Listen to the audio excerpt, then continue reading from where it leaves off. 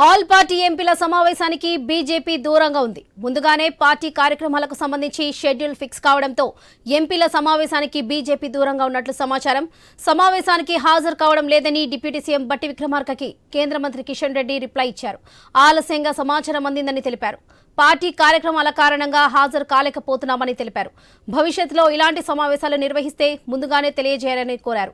ఎంపీల సమావేశంపై పార్టీలో చర్చించుకునే సమయం లేదని, అందుకే తాము హాజరు కావడం లేదని స్పష్టం చేశారు. తెలంగాణ అభివృద్ధికి మోదీ ప్రభుత్వం కట్టుబడి ఉందని కిషన్ రెడ్డి వెల్లడించారు.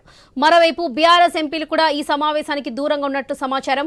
నిన్న ఎర్రవల్లి ఫామ్ హౌస్ లో కేసీఆర్ సమావేశంలో ఆల్ పార్టీ ఎంపీల మీటింగ్ అంశం చర్చకు వచ్చింది. కేసీఆర్ తో చర్చలు జరిపిన తర్వాత ఈ సమావేశానికి దూరంగా ఉండాలని బీఆర్ఎస్ నిర్ణయం తీసుకుంది. ఇక ఇదే విషయానికి సంబంధించి మరిన్ని అప్డేట్స్ మా ప్రతినిధి స్వామి అందిస్తారు. స్వామి,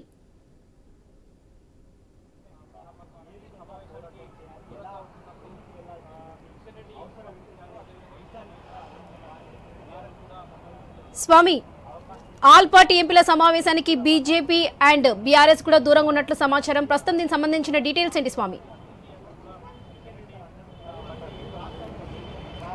వరలక్ష్మి ఈరోజు ప్రజాభవన్లో రాష్ట్ర డిప్యూటీ సీఎం బట్టి విక్రమార్క ఆధ్వర్యంలో ఆల్ పార్టీ మీటింగ్కు రాష్ట్ర ప్రభుత్వం కాల్ఫర్ చేసింది. ఒకవైపు రాష్ట్రానికి రావాల్సిన వివిధ అంశాలపైన ఒకవైపు సీనియర్ నాయకులు మాజీ మంత్రి జానారెడ్డి, అదేవిధంగా బట్టి విక్రమార్క ఆధ్వర్యంలో రాష్ట్ర ముఖ్యమంత్రి పలు అంశాలపైన చర్చించడం కోసం ఒక కమిటీని వేశారు. ఈ కమిటీ ఆధ్వర్యంలోనే ఇప్పుడు ఈరోజు ప్రజాభవన్లో 11 గంటల తర్వాత ఇప్పుడు ఆల్ పార్టీ మీటింగ్కి తెలంగాణలో ఉన్నటువంటి 17 మంది ఎంపీని రావాల్సిందిగా ఆహ్వానించారు. బీజేపీ నుంచి ఉన్నటువంటి 8 మంది లోక్సభ సభ్యులు, అదేవిధంగా ఇటు కాంగ్రెస్ 8 మంది లోక్సభ సభ్యులు, అదేవిధంగా ఎంఐఎం పార్టీ ఎంపీ అసదుద్దీన్ ఓవైసీతో పాటు బీఆర్ఎస్ అదే కాంగ్రెస్ సంబంధించినటువంటి రాజ్యసభ సభ్యుల్ని కూడా ఈ సమావేశానికి ఆహ్వానించారు. ప్రధానంగా తెలంగాణకు ఉన్నటువంటి దీర్ఘకాలికంగా ఉన్నటువంటి సమస్యల్ని పరిష్కరించుకోవడం కోసమే ఈ సమావేశాన్ని కాల్ఫర్ చేసినట్టు తెలుస్తుంది. ఒకవైపు కేంద్రం నుంచి చాలా కాలంగా సుదీర్ఘకాలంగా పెండింగ్ ఉన్న అంశాలని ఒకవైపు వాటిని పరిష్కరించుకోవడం, దానికి తోడు విభజన సమస్యలను కూడా పరిష్కరించాలంటే వివిధ అంశాలపైన కేంద్రం పైన ఒత్తిడి తేవడం కోసం ఒక పోరాటం చేయాలని చెప్పేసి రాష్ట్ర ప్రభుత్వం భావిస్తుంది. దీనికి సంబంధించి నిన్న బట్టి విక్రమార్క కేంద్ర మంత్రులుగా ఉన్నటువంటి కేంద్ర మంత్రి ఒకవైపు కిషన్ రెడ్డికి, అదేవిధంగా బండి సంజయ్ కూడా బట్టి విక్రమార్క స్వయంగా ఫోన్ చేసి వారిని ఆహ్వానించారు. ఇటు బీఆర్ఎస్ పార్టీ నుంచి రాజ్యసభలో ప్రాతినిధ్యం వేస్తున్న 9 మంది ఎంపీలకు కూడా ఫోన్ చేసినట్టుగా వారికి కూడా రావాల్సిందిగా ఆహ్వానం పంపారు. ఇటు కాంగ్రెస్ పార్టీకి సంబంధించిన ఎంపీలంతా కూడా వస్తున్నారు. ప్రధానంగా రాష్ట్రం సమస్యల్ని కేంద్రంతో మాట్లాడి వివిధ దశల్లో పోరాటం చేసి సాధించుకోవాలి.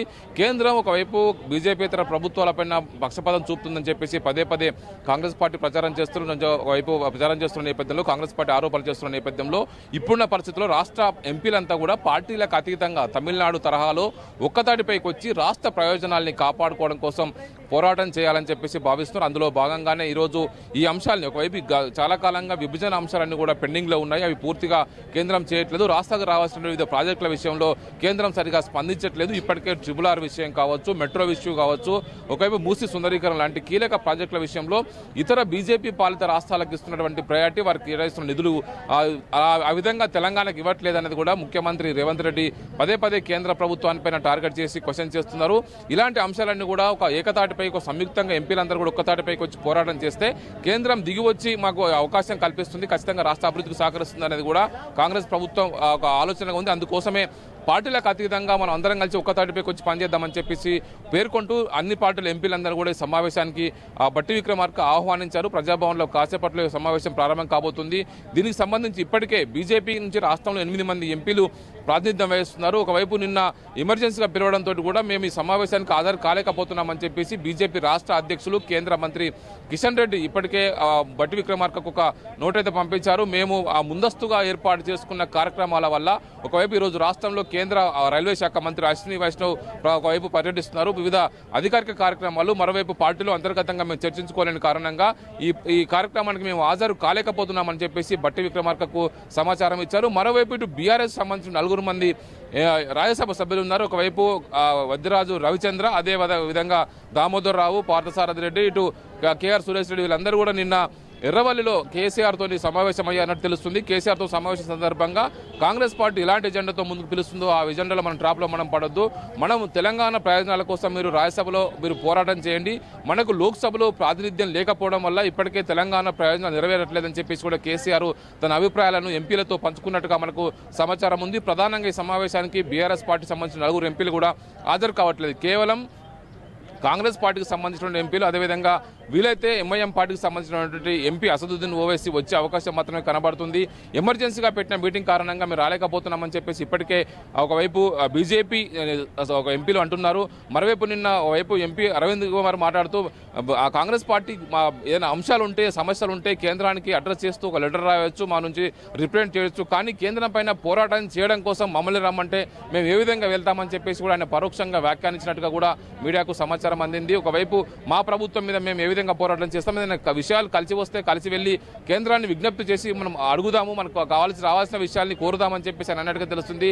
మొత్తానికైతే కాంగ్రెస్ ప్రభుత్వం ఒకవైపు ఇప్పటికే రాష్ట్రానికి రావాల్సిన కీలక ప్రాజెక్టుల విషయంలో కావచ్చు, కీలక అంశాల విషయంలో సరిగా కేంద్రం సహకరించట్లేదు. కొన్ని ప్రధానంగా దక్షిణాది రాష్ట్రాల విషయంలో పదే పదే చిన్నచూపు చూస్తున్నారు. కాంగ్రెస్ పాలిత రాష్ట్రాలను కావచ్చు, బీజేపీ ఎక్కడైతే అధికారం లేదో ఆయా రాష్ట్రాల విషయంలో వివక్షపూరితంగా వ్యవహరిస్తుందనేది కూడా ఇప్పుడు వీరు పదే పదే కేంద్రంపైన ఆరోపణలు చేస్తున్నారు. ఒకవైపు తమిళనాడుకు, కర్ణాటకకు మెట్రోకు అవకాశం ఇచ్చారు. హైదరాబాద్ మెట్రోకు సంబంధించినటువంటి విషయంలో ఇప్పటికీ కేంద్ర ప్రభుత్వం ఆమోదించలేదు, ఆ ప్రాజెక్టు మనకు ఇవ్వట్లేదని చెప్పేసి కూడా రీసెంట్గా ముఖ్యమంత్రి రేవంత్ రెడ్డి కేంద్రాన్ని క్వశ్చన్ చేశారు. ట్రిబుల్ విషయంలో ఒకవైపు నార్త్ ఫేస్ అయిపోయింది, దక్షిణ ఫేస్కి సంబంధించినటువంటి ఇప్పటికీ ఎలాంటి కొలిక్కి రావట్లేదు, దానికి సంబంధించి కేంద్రం చేస్తూ ఉంటుంది. దానికి కూడా ఎందుకు కేంద్ర కేబినెట్ సమావేశాల్లో పెట్టట్లేదు, మంత్రివర్గం ఎందుకు ఆమోదించట్లేదు. మరోవైపు ఒకవైపు అహ్మదాబాద్లో సబర్మతి నదిని పునరుద్ధరించుకున్నారు, గంగా ప్రక్షాళన చేస్తున్నారు. మేము తెలంగాణలో ప్రధానంగా హైదరాబాద్ నగరంలో ఉన్నటువంటి మూసీ సుందరీకరణ కోసం మేము నిధులు అడిగితే కేంద్రం ఎందుకు స్పందించట్లేదు అనేది కూడా రాష్ట్ర ప్రభుత్వం కేంద్రాన్ని క్వశ్చన్ చేస్తుంది. పదే పదే రాష్ట్రానికి రావాల్సిన వివిధ ప్రాజెక్టుల విషయంలో కావచ్చు, కొన్ని కీలక ప్రాజెక్టుని కేవలం కొన్ని రాష్ట్రాలకే పరిమితం చేసి వారికే ఇస్తున్నారు, మన రాష్ట్రానికి ఇవ్వట్లేదు. వీళ్ళన్నింటి విషయంలో మన కేంద్రం మీద ఒక ఒక్కతాటిపైకి వచ్చి ఎంపీలందరం కలిసికట్టుగా పోరాడతామని చెప్పేసి ముఖ్యమంత్రి భావించే ఒక కమిటీని వేశారు. ఈ కమిటీలో సీనియర్ నాయకులు జానారెడ్డి, అదేవిధంగా బట్టి విక్రమార్కకు అవకాశం కల్పించి వీరిద్దరు నేతృత్వంలోని సమావేశం నిర్వహించి కేంద్రం పైన రిప్రజెంట్ చేయాలని చెప్పి భావిస్తున్నారు. త్వరలో అసెంబ్లీలో ఒకవైపు బీసీ రిజర్వేషన్ సంబంధించి ఒకవైపు 42% పెంచాలని చెప్పేసి భావిస్తున్నారు. దానికి సంబంధించి కూడా త్వరలో కేంద్రానికి వెళ్ళి రిప్రజెంట్ చేయాలని చెప్పేసి కూడా భావిస్తారు. అనేక కీలక విషయాలు మాట్లాడడం కోసం ఈ ఆల్ పార్టీ ఎంపీ మీటింగ్ అయితే కాల్ఫర్ చేశారు. ఈ మీటింగ్ కి బీజేపీ అదేవిధంగా బీఆర్ఎస్ రెండు కూడా దూరంగా ఉంటున్నట్టు తెలుస్తుంది. వరలక్ష్మి.